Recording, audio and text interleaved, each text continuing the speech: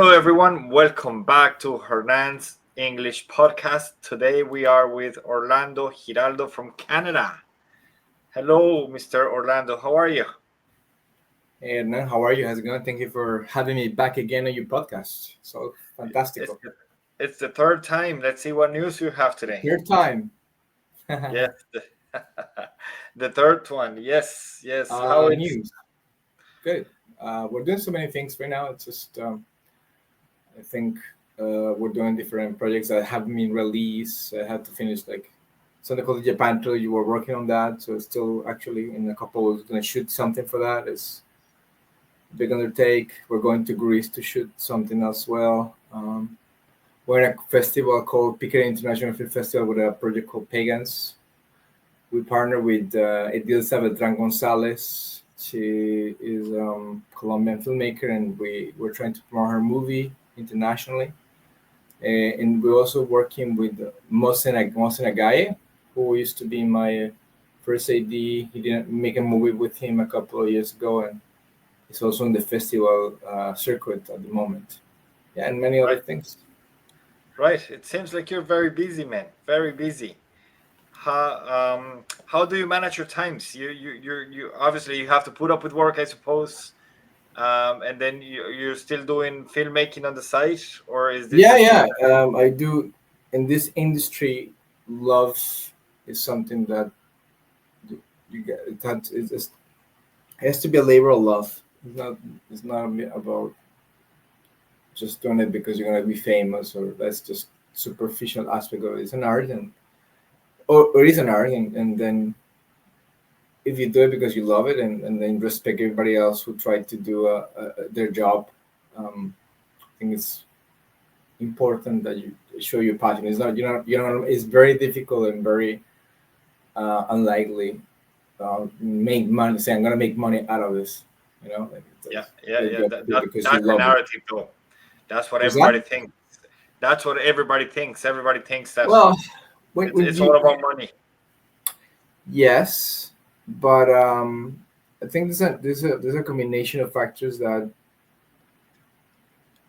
take you to that level. One is the quality of the job that you do. Like your job is in terms you have to have like I call a style, which is basically you do a movie and you can express your ideas visually during the. But I was in the festival today and I was looking at some of the films, and the films that I was watching in the festival, it was a very small festival. I mean, somebody called me like you're very, like the organizer. I know the organizer, and she told me like, oh, you also criticize movies and things like that. Isn't and it's not about criticizing the movies because it sounds naive. It's about things that you see technically, because you've seen movies, you've seen different. Like, I work in the private. I work with Hollywood people, and I work with private people. So I know a little bit about the subject matter, and people start with the strong and strong like introduction and the titles and stuff like that, and then and it's a challenge. That's because but maintain the quality of that. Like you put the bar so high, and these people is maintaining that bar is hard. Yeah. It happens something called talking heads. It's like blah, blah, blah, blah, blah, blah, blah, blah, blah, blah, blah, blah, and then they don't they need to work on that. I mean, this is just to my view and my own specific taste. I'm not criticizing their job. It takes a lot of money and a lot of effort. I've been doing it myself for many years, and it takes a lot of work still to this day. I need to improve a lot of things myself, but it's hard. People don't have this perception of style. They don't have that. They can express it, so you have to do it more. It's like you do something repeatedly. You become a musician, you play guitar, you become the next Slash or whatever. You do something and you reach certain quality to it. So Obviously you need to get some expertise, kind of. Not critical. But see, we live in a world today that you gotta be extreme, like not as much, but it's difficult to express an opinion because the people you think, oh, you belong to this side or you belong to this side. So it's you have to be, and also it's hard when you do a movie because a movie is your baby. A movie is a child. Your movie, when you make a movie, you become vulnerable because it's like it's your creation. Now I don't care because I used to have that problem. So Yeah. one of the things is the first film. 2 seconds. I think I lost your audio there. I'm trying to set up my microphone there. Yeah. Can you hear me now? Yes, I can. I Yeah. can hear you now. How, Unfortunately, can you hear me better? yes, totalmente. Improve some quality. Yeah. I was just getting my microphone there. No So problem. yeah, and talking about your own movies, Yeah, and your own projects. yeah. So You before, may I yeah, continue? But I'm just gonna yeah. spread the ideas. That's okay. Continue. And Yeah. so when I make my first film, my first small co-class, it you have to understand that process. You gotta go through that process of detaching yourself from the film. To think that your film is. I used to sit here and repeat. Oh, I'm gonna win an Oscar. I'm gonna do this. I'm gonna do that. Yeah, that illusion that your job is one of the great quality and things like that. But it's just, and it's a very personal thing. You're putting yourself out there. You're putting a personal idea out there. So I get it from the sensitive point of people who put themselves personally right in front of the number of people, and they're going to have an opinion, right? So I look at it that way and try to be as objective as possible and respectful as possible, without being like, okay, you have an opinion and who you think is the best. What is your movie, and what's maybe you haven't earned anything, but yeah, and to some degree it's true. Maybe my opinion is very kind of biased, or say, and used to certain things, and I see a lot of people have that. So you have to kind of navigate that kind of expressing ideas and expressions about any film in a certain way, because you have to understand that Yeah. people had That's that true. raw emotion, and they have to go through the process, and they put a lot of money, work, effort, and tears, and um, and that. So it happened even when I did this movie for the Colombian lady. Um, I sat here and I'm like, okay, she's very famous. She has some things with Caracol and everything. Okay, she directed a film. We're still working on it, and we're gonna try to get in all the festivals. And there were things that, okay, this is not a movie made for me. Like I wouldn't do, like I cannot do everything that she's doing, right? It's Yeah. this drama and this kind of melodramatic sort of things that she put in, and it's a good movie. Like I watched it 2 or 3 times. I guess we have to work with the closed caption. We have to correct a few. It was a very interesting thing correcting the closed captions. Have to. The closed caption is like in Spanish, people mean something. You leave this in your classes, but in English, that's something different, That's it. right? Yeah. Like for example, in Colombia, we say literally, "We are in the black book," and I'm like, "What in the black book? Book? Oh, you're in the red book because you're in red. When you lose money and you cannot pay anymore, you're in the red book. So your money or whatever is in red, in the red numbers. Yes. The financial Yeah. was You're on like, the red. Yeah. see, same right here. Or even when the guy was starting, he was like, people like whoever gave her the translation didn't. It's not a bad translation, but some of the stuff like, what? you know, Yeah. No. like, We have a lot. We have loads of sayings in Colombia that yeah, wouldn't they make. do a lot Would, in idioms and things like that. So yeah. it Would kind have of, make sense in English. No, not so. yeah, No. do business, blah blah blah. And I'm like, what? So I was sitting right then at the table. I'm sitting, what? Are you okay? Are you in drugs? But we You, translated, and you, it's a good you, movie. We're there hoping is to be one. good. There is one in Pereira. You are peeing out of the toilet.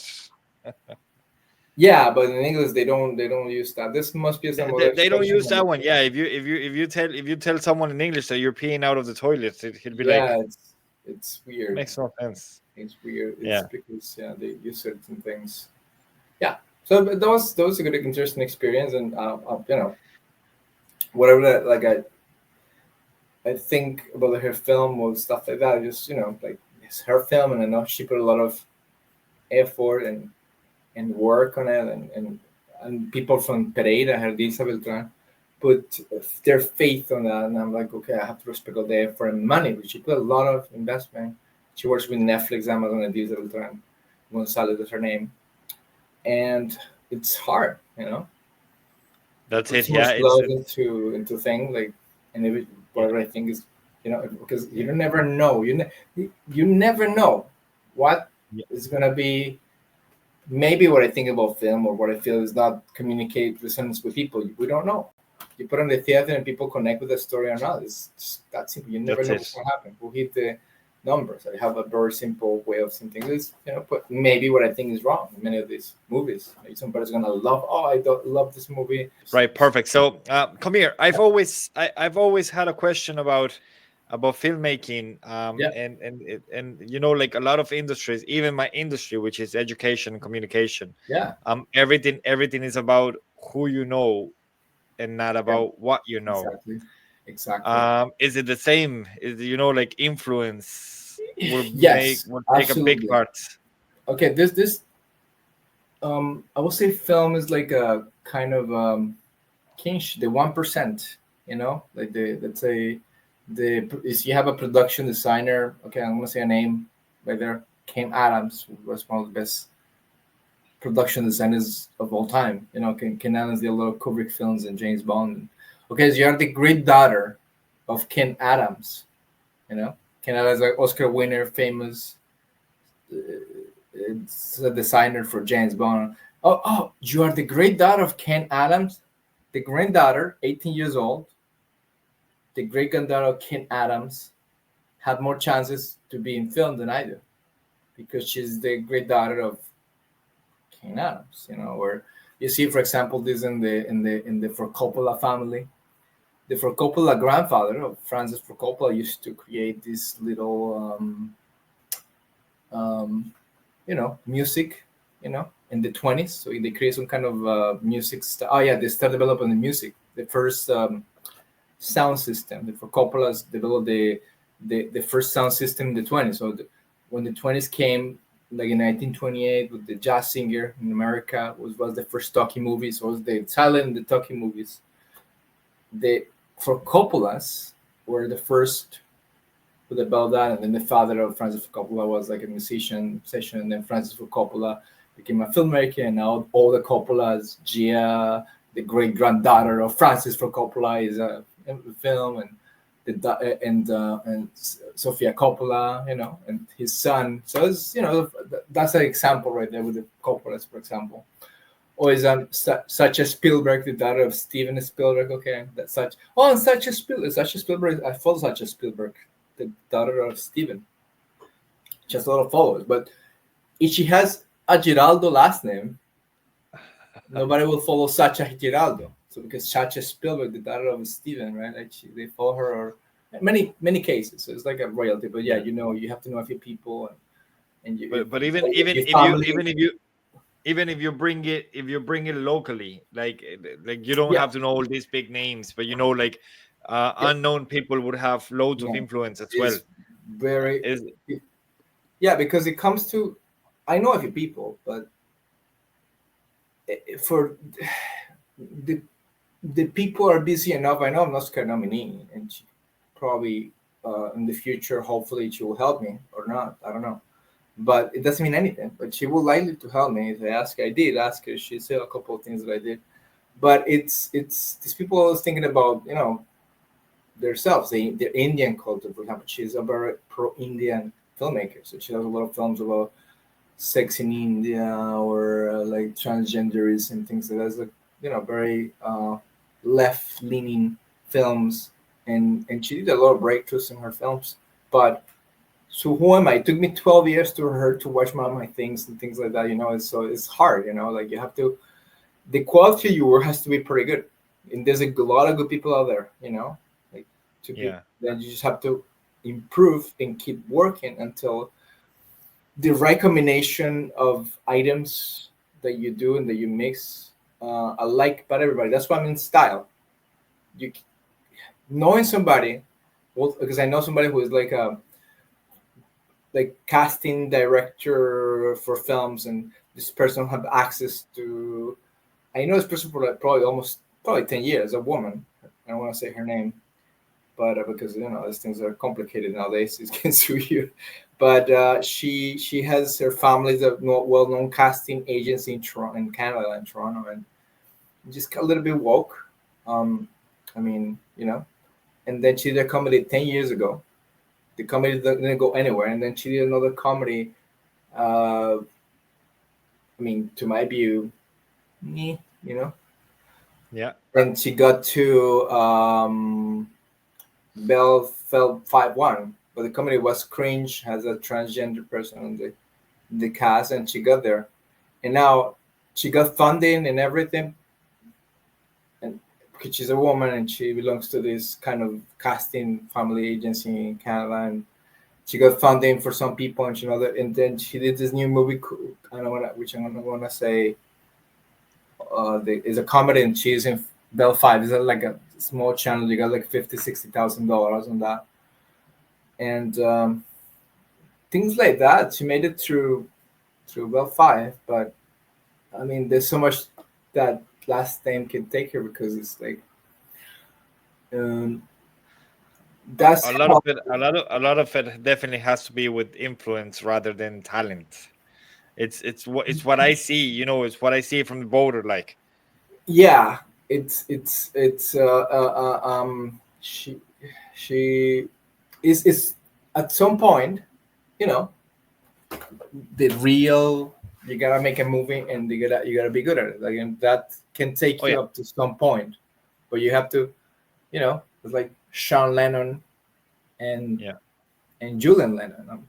Sean Lennon is obviously talented, and he talk stuff about his, I don't want to do what my father does, and blah blah blah, years ago. Like, I'm Sean Lennon, and blah blah blah. People respect me. Sean Lennon. So now what Sean Lennon does right now, promote he got all the catalog from Joe Cohen over and John Lennon, and he has to be singing his father's stuff, because that's bringing the cash. And he's yeah, still talented, but he won't be able to replicate what his father, John Lennon, did. And he's a great musician, Sean yeah. Lennon. But it's like that thing. You can live the name so much, That's it. Yeah. Right, Orlando. So now, I want to get into our topic for today. It's AI. Topic today. So, how do you think AI is changing the creative Mhm. process in film? Yes. I give it a lot of thought, to this thing, and honestly, I still use Chat. I use ChatGPT, not to cheat or anything like that, but I have to. He helps me to put some. There's some benefits of it, like put in, like, somebody was asking me, a Canadian guy, to put. I'm doing a scene of a pilot, and I have to explain what the character is. So I put I fed all the information, and this is how we can use AI effectively. So I put all my information in the ChatGPT. Okay, I want a character description, with this and this and this characteristics, and ChatGPT gave me like a summary of what the character is, and put my ideas together. It helped me to express my ideas a little bit better. So Right. if you use it with that intent, it really Yeah. will help you. You save you time, save you, because AI is not conscious. It's not. We're not in the age of general AI. That's probably 5-10 years away. I don't know what's gonna happen. And sometimes you can create things on the go. Like, you go to Grok and ask him, okay, create an image, but you're still the prime mover of that idea. You tell the AI as a tool, right? Yeah. So, so And you then think so you think you can use it as a resource? yeah, part of it. The other part is, like, a lot of people is losing their jobs, like, in terms of like Microsoft, and like there's more automation and things, because the corporation want to save money, because That's it. Yeah.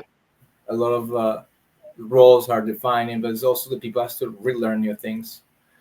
You know, for film, there's going to be a lot of things that are going to be of same thing, right? But there are things that are going to go away, unfortunately, in certain ways. There's physically things that you need to do.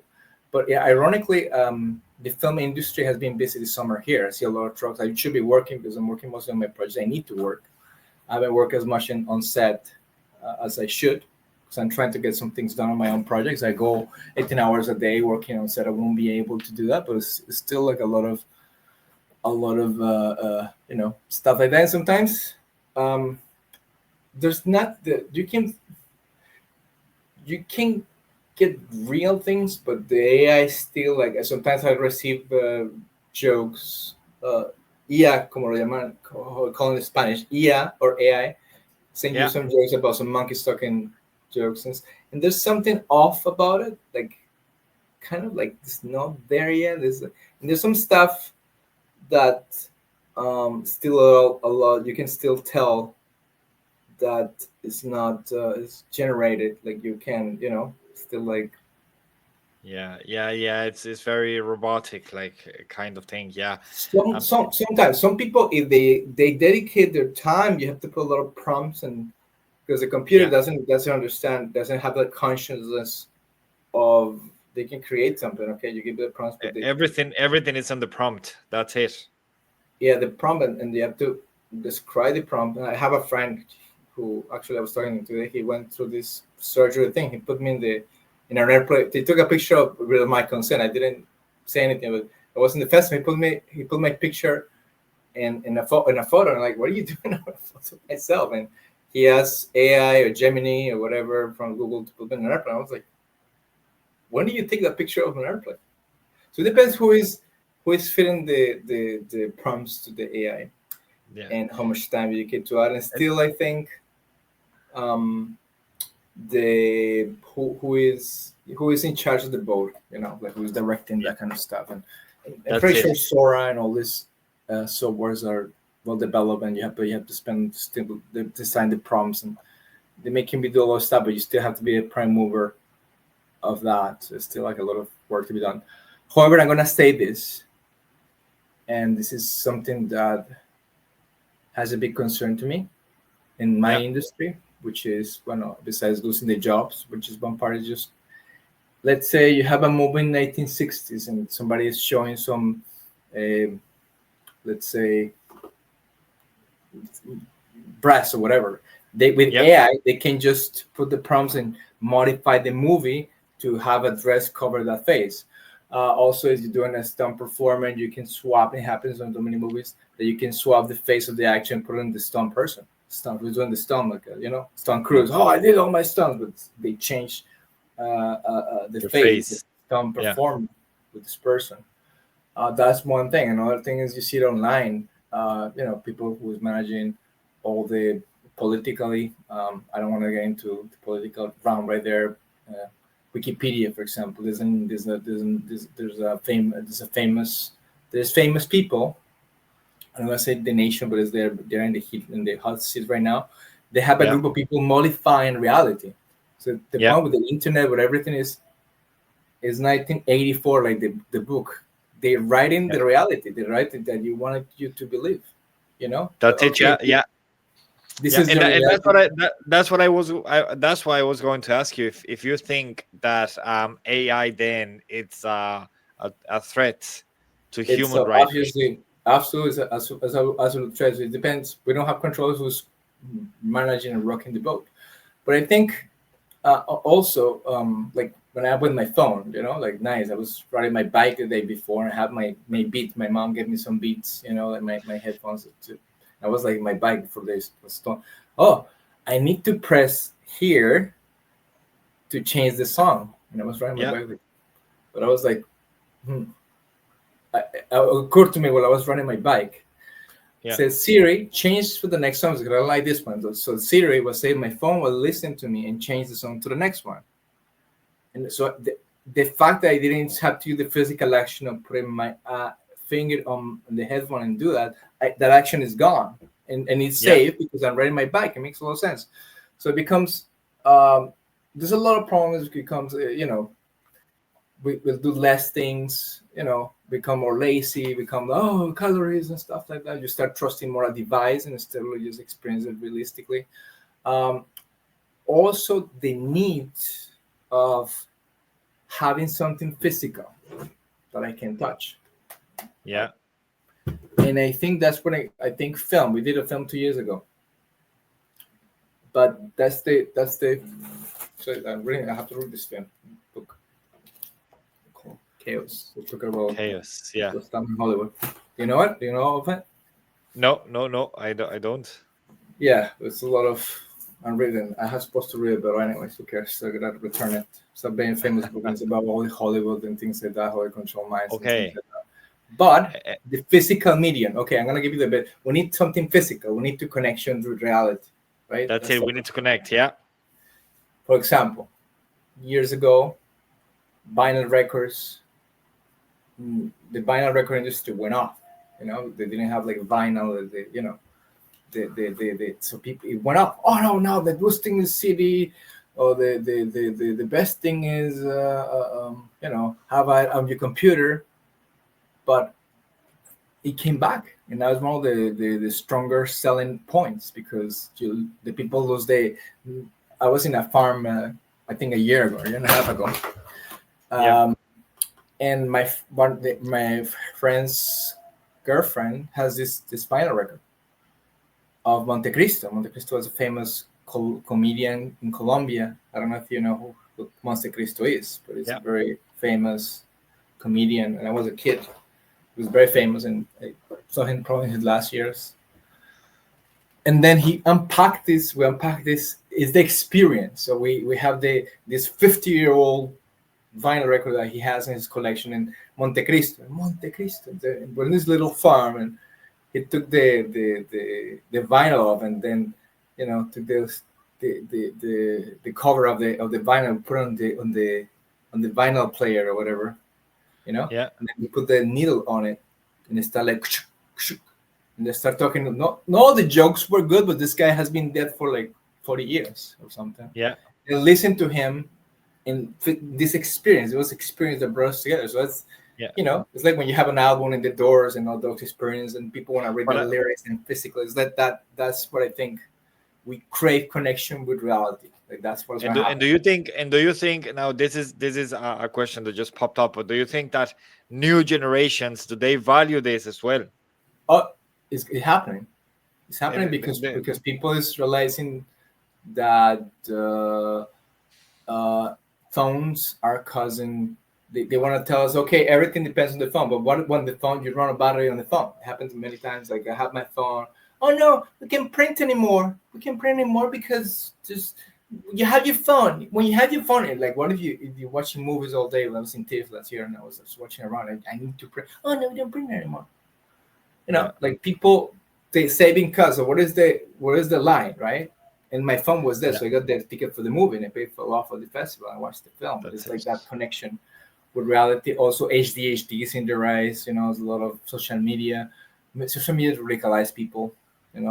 Like because they are fed with this content. It's a parallel reality, and that leads to my next question. Exactly. Because talking about chaos, for example, what do you think about AI generated actors? Are they the future, or are they just danger to real acting? No, you. There's gonna be a okay. We're talking about like quoting a few people that are her. I know. There are definitely people. But they are not. They don't have the AGI yet, so they are not. They are just people creating these personalities like Sophia. All this AI. Like Sophia, famous robot, and many others. They seem quite real. Yeah, because the programmers are trying to make it likable. See, people is creating robots and everything because they want to create that connection with humans. They make it likable and the company. There's as I said, there's a lot of good benefits and happen in Japan, for example. People are very lonely, so they have this. How good are you doing? These little robots that accompany the elders and they have the brain. Because people are busy, they don't. So there's definitely benefits from that, and we're creating a new alien. So if we have probably aliens, if they exist or whatever, or they're among us already. So that's the new creature or a new being life. I don't know. That that we are creating, an image of ourselves and with our flaws and strengths at the same time. So, Right, right. Yeah. No, I but think. the content of reality, we need to hold on to reality. There's a lot of that. So I Yeah, think I that's what think. we're I going with. think. I don't know. I think creativity has been replaced by AI, or it's just Yeah, AI is just killing. The yeah, creativity we used to put in scripts, and I know it makes life a lot easier, but anyway, yeah. It, I went it to the does kill creativity a little. yeah, I Make went you to the lazy. cinema yesterday. We watched Superman, How was it? and good movie. Yeah, I liked it, but I was shocked because the theater was empty. I mean, like, Oh, it's such a good movie, and like, I'd say probably 30% of the theater was yeah. So like that's a taken. different discussion. You're talking about. Um, And that's where I'm going. I'm now moving from AI to yeah, streaming platforms. Are exactly. these platforms killing cinema as a shared experience? What you He, think? he, What are your thoughts in it? Because yes. I have an uncle. He's also into filmmaking, and he says that in Bogota, he lives in Colombia now, and the same thing is happening. Like, um, theaters are not as they used to be. Yeah, so that's one thing. Is just they bring the theater to they bring everything to homes, same as as I said, the experience. But you have to understand the theaters at some point, and the filmmakers have to understand at one point that film is not. It was what was the reason people went to the movies, right? The people went to because it was the cheapest, and people have access to at the time. There was no, there was the depression in 29, and people had nothing to do. Like I have like 10 cents, but it was the cheaper that was.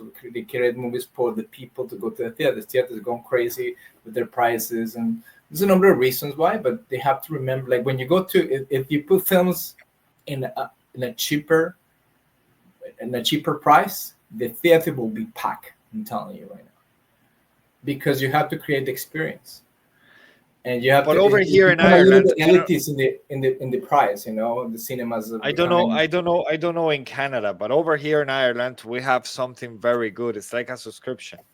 So you pay 15 € a month, and you it- it- can access the theater unlimited. Perfect. That's the way it should You be. have you have like you have unlimited access to the theater. So you pay like a membership of 15 €. So Yeah, just for you to have an idea, yesterday I went to the yeah, cinema and I paid 9.50 for one ticket. yeah. It's expensive. I could have paid 15 € for the membership, and then I would have access to 30 days unlimited. Okay, you have But to understand. even with that, theaters Thank are God you're not a empty. politician. Sorry, Thank God you are not a politician. why? Because I was trying to express an idea, and you are not. You are like the Congress of Colombia. Oh, no, no, no. All right, yeah, No, that's what they say. I was trying to. Finish with yeah. Sorry. Yeah, no, sorry about that. No, I no, just it's cut okay. there. But that's where I'm going. Okay, the question is, I'm gonna make it. We are both football or soccer fans. I know you like Yeah, soccer. Uh, where all these players come from? They come from schools. They come from, like the little team Brazil or Pereira or whatever, and they find this, because they have. You have to create the culture of film, and that's something that is missing a little bit. You have to create the culture of film. Like you're gonna take kids, take into the film, and they need, like, okay, this is, have, okay, appreciate the younger people. What's your influence? Oh, Michael Bay. Okay, go figure. Mark Singer. Oh, do you know something about?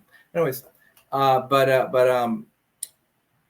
in the community sense of it, when you go to TIFF or the festival, the people is full. Like all this, most of the seats are full. I mean, depends where you go in the industry, because people like the art of film. There's a community aspect of it, that it has to the people, the corporations.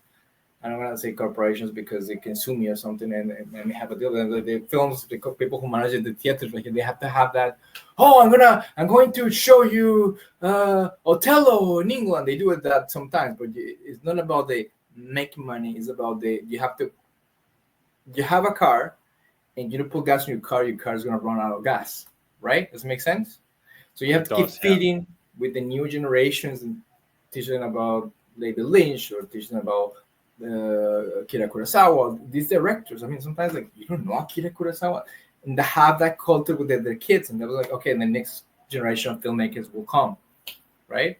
They love film, and there's a few of that, but you have to kind of bring it at a bigger scale. Like they have to bring schools to the theaters, invite directors, and there's some of that. But it's I think the corporations that control in Canada, which is where I live, in Colombia and everywhere, I have to create that sense of community. So when you can that, a lot of people is going to come and watch more movies for whatever reason.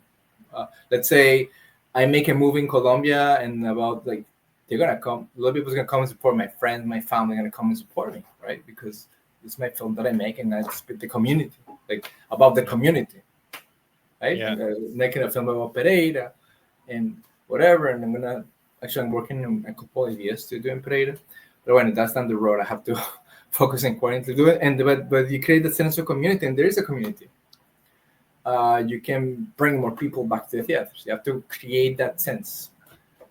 And would young people be interested in joining the cinema like we Yes. were, like our generations were, for example? Yes, absolutely. Because okay, what people go to a concert?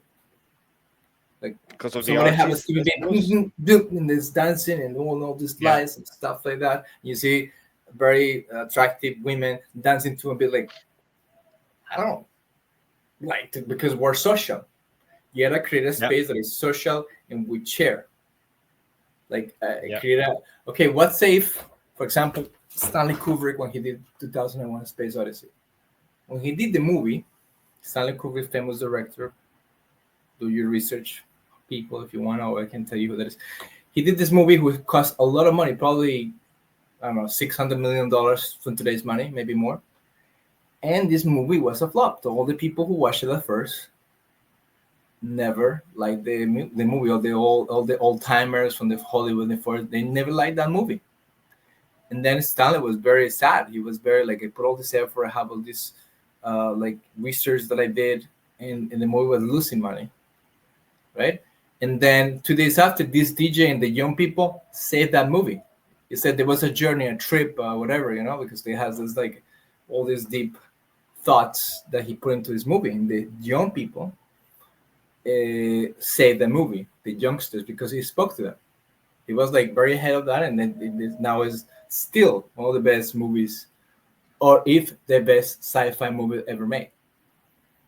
About the other, like he put the standard so high that still you watch the footage today of 2001's Odyssey, which was made in 1968, and wow, you still like all the spaceships moved that way, and it's true. He was like 50 years ahead of his time, maybe more. Yeah. So it becomes so transcendental, and movies affect culture, That's it. Yeah, big time. And you gotta create it's like when you go to a restaurant. Why people go to one restaurant and they go to another? Because they want to gather in this specific place. You create an environment that people is welcome and they love this, and they like that experience, and that's why you're gonna go and pay more for to watch Shakira or okay, Shakira, J Lo, or Katy Perry. And name me some things top of my head. Which concert are you gonna go? Okay, I'll give you 3 artists: Shakira, Katy Perry, or J Lo. Which artist of those 3 would you choose? That's a hard one. Between Shakira and J Lo. Okay, between Shakira and J Lo, which one you choose? I'd say I'll go J Lo. Okay, that's your case. But a lot of people like Shakira still selling out stadiums. She has been in the industry for 25 years. Katy Perry does not sell stadiums because there's something about Shakira has very unique, very herself. We agree or not with her in many things or the way she acts. she's still bringing people to the stadiums. She brings people. Oh yeah, to she's and getting them she's packed. selling out arenas. J Lo is Yeah. J Lo, who's very talented. She's not selling as many arenas as Shakira. You see, Yeah. so people gonna find if you create a niche for them, or the social media, the people create something for them that people identify themselves with. People will go to the theater, like you get like Tom Cruise who trying to start his movie, because like, he went to talk to the people. You have to promote it. You have to talk to the people. You have to stop putting your political ideology on the movies. Because people is gonna go and watch lots of stuff for 2 hours and have fun. They don't go to for them to teach them about who is the next president or how you dress or you do it express it in the movie. You don't tell them, okay, you dress this way and this way and this way. They don't the Hollywood stardom, like, yeah, there's no stars. I don't know who the actresses are anymore. They have Yeah. the last one, but that star died with COVID and everything because people don't want to be told what to think. People just want to go and enjoy the experience of their movie. Watch Yeah. F1 and Brad Pitt in the movie, and it's a great movie. Enjoy it Yeah. very much. Yeah. So Yeah. Yeah. just We kind of lost that touch. Yeah, that's true. unfortunately, it's a Uh, good movie. Like it. yeah. And some of the stuff And that, for example, Tom Cruise is watching the theater, right? Like the movies are in the theater. Not yeah. everything is. And I love Del Toro, and I know him not personally, but I know I see him doing another Frankenstein movie. Seriously, I mean, I get it, but I saw some of the shows, and I'm like. But however, when I watched the last Nosferatu, that was a great take on the movie. But do it good, like a remake, make it good, make it your own, but make it good, make it interesting. Anyways, that's just me. We have loads of remakes these days, and that's what I was going to ask you. Do you think that movies or films, like, as we call them here, Film. are they still considered a tool to make social change? Okay, so we have to talk about two things. What people make remakes. Okay, that's a different story. It's like massive publishing. Okay, Virality, yeah, when you have a movie, and it happens, for example, with some like the oldest Disney short animated film, like some time ago. There's a moment that the rights expire. So why now they make a remake of Frankenstein? Because probably their property, the rights to the property, are going to expire very soon. So in order for them to renew it, to make more money and to make it a little bit, they have to make a movie, a property, because it's Frankenstein and Boris Karloff keep generating money, right? yeah, Roger Corman sold it. Like Roger Corman was the one who created Fast and Furious, right? And he had the name. The Roger Corman's co-CEO, the Pope of Cinema. He died like last year, and he has all these movies, and he sold them. He sold it right to the name of Fast and Furious, and how many Fast and Furious I lost the count, like 9. 9, It's yeah, gonna be 9 or so, yeah, Vince Diesel is gonna be 100 years old and been walking around doing movies like that. But that was the property. The Roger Corman sold the name to this company, and they're still making money out of it. James Bond, right now the Broccolis and Salvers, and the Amazon has this property. They make another property. Like, I can make money out of the property, the name. Oh, Star Wars. Oh yeah, yeah, Unfortunately, some of their efforts don't work. But they have to even because they need to renew those rights. So some remakes come because they need to keep that license. I agree, because there's merchandise renew and the there's license, yeah, features they're gonna have, and there's different ways to make money off that. Superman, for example, they have the rights. They bought it from they stole them from Schuster and the other person who was the author of Superman. They sold it for $20. They were fighting for a lot of years. So after they came a court settlement, and obviously Warner has the rights and DC Comics and all that stuff, But and they're still making money out of it, like the shirts, like the merchandise of it that Superman brings, because Superman is very famous. There's a number of things that company makes money. It's not only the movie, but all the merchandise and stuff like that comes with it. So that's really the franchise. But obviously, fresh ideas are always welcome. you know. That's it. Yeah, yeah, yeah. I think yeah. Um, I prefer fresh ideas, to be honest. I don't know why I don't watch that many movies, but every time I watch a remake, I feel that the original one is better. Well, it depends who is behind the lens. I mean, I watch. There's a movie called Insomnia.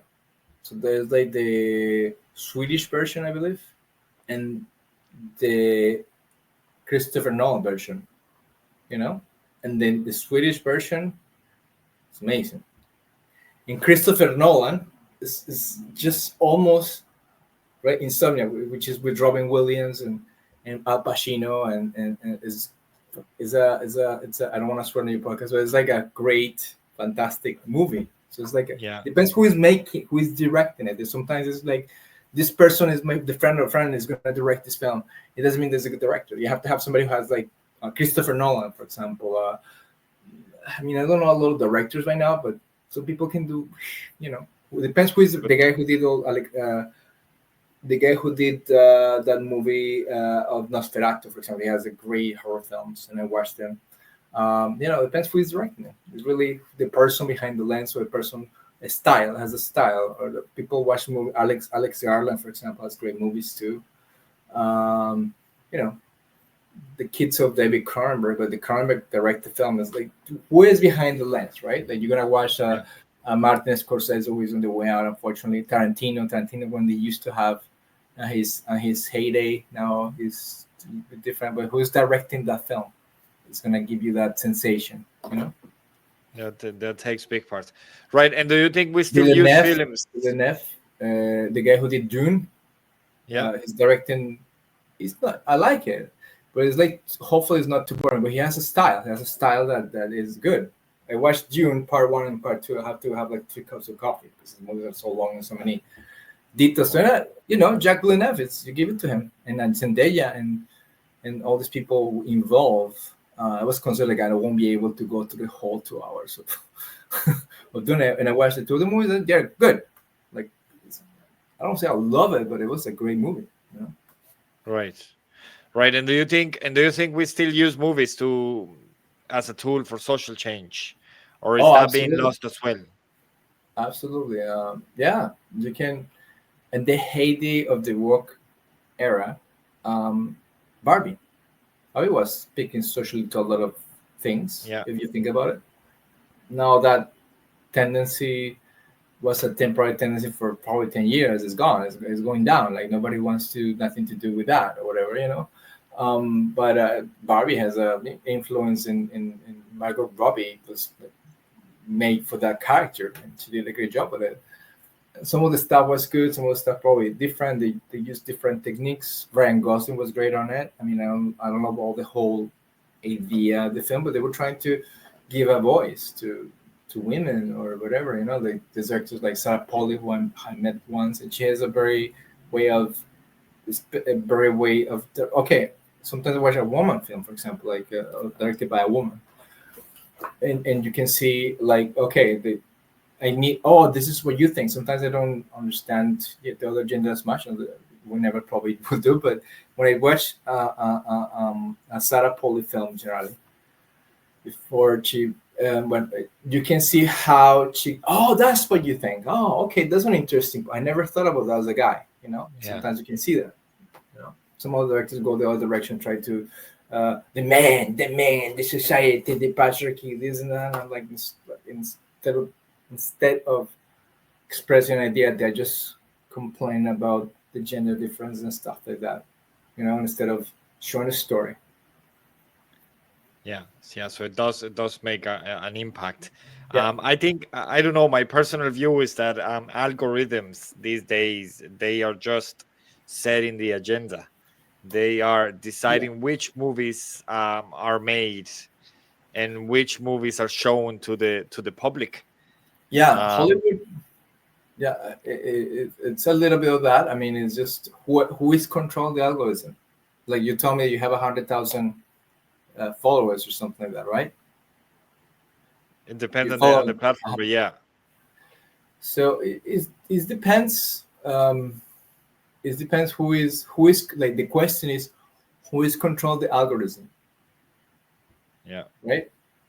Who is, okay, I'll give you this much money if you promote this agenda, whatever that is, political agenda, or this movie, we make some money in this and that, for example, Google before, they used to have so much, whoever was managing the search engine, somebody put they asked make pictures of George Washington and stuff like that, and they all became black or whatever, it was a black person, like Washington was a black person, so it went all the way to this person was inputting their agenda to these things, like who is behind, who's putting the money, Yeah. who BlackRock is giving the money to, like it comes to that, who is managing, who's putting the money behind there, because it's interest, or what's the interest of, what is the current interest of the ABC who manage Google, right? Or what's That's their it. political agenda, what they're trying to do, like now And we and, have and another person in the house. they all have different like the different people is behind the algorithms. For example, we know for a Yes. fact that X, Elon Musk is behind X, and you can see a Yeah. massive change. I've been on Twitter. I was on Twitter before, now I'm on X, and you can see a massive change For between good what or for Twitter bad. was. It depends on your political views. So I'm not gonna get into Yeah. that, but Yeah. you can see a massive change in terms It's probably a little of bit more right wing, I guess. of But speech and the thing is, and I heard you have to talk with numbers. This is my very limited knowledge of what I know, but I know it's just the numbers. Like there's no other social media platform like X that people still, the town hall, people go to X, to Twitter, and still going there, still like the town hall of meeting and yeah, stuff like that, and talking about, like, without saying that I like or not Tucker Carlson, like his first, the first news outlet who has 11 million people, right? that's it. Yeah, Other people, and he, even if you are agree or not agree with Tucker Carlson, like that's the biggest in the world. that's it. Yeah, Nobody's watching the CNNs, or no, CNN's the way out, or nobody's ABC now. ABC is Disney, or CBS. All this. Fox News, still big Fox News, which is the biggest news in the television right now, like a cable network. So yeah, that's it. Yeah, no, it all depends. the It all way depends the on that. people, the way that Regardless, people is consuming their media is this, your phone, that's it. and that's like there's no like those things. So it's gonna be like halfway through both, I guess. But some people's gonna get tired of looking at the phone and just wanna watch a TV and just watch some movie or whatever, or gonna go to the theater and watch a movie. So the way you consume things, that's probably has changed. Even you have this podcast outright. You have me up on the top and you're on the bottom. So that's a way that people is used to see the world right now, in a square, in a Yeah, rectangle, in certain yeah, way. That's because the way a lot of them will watch it from their phones, their from their phone. So mobile phones. Yeah, exactly, this is the way that people is a good thing in certain ways, is about others, because it's like yeah, they make us, okay. Now you go to any place and you use your credit card to get a coffee and a bottle of water. I just money doesn't exist anymore. Just go book, and then your debit account is gonna be taking $3.25 for a coffee that doesn't taste like, and now there's still the coins. You don't put the coins anymore. You just see all these new machines with like AI or whatever, and then just the chip and all that stuff. that's it. Yeah. The way we're Right, consuming things. right. We're coming to an end, Orlando, and I wanted to. Well, I have a lot to talk, but I wanted to ask you about series and films.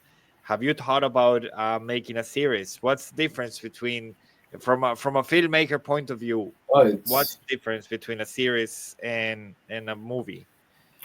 yeah. So we go to, it's two different things, right? You gotta, when you make a series, for any network, they have like there are standards that you have to follow. Like Netflix has to be shown on this camera, yada yada yada. You have to know a person on Netflix. Maybe you have to give a little bit more, or you're the Matt Damon or the production company. See, there's two differences. There's the people who